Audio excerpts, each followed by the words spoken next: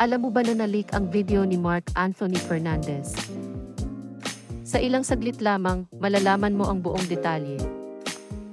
Isang kontrobersyal na video ang kumakalat sa social media ngayon. Ito ay kasama ang aktor na si Mark Anthony Fernandez. Ayon sa mga sources, ang video ay naglalaman ng mga shocking revelations.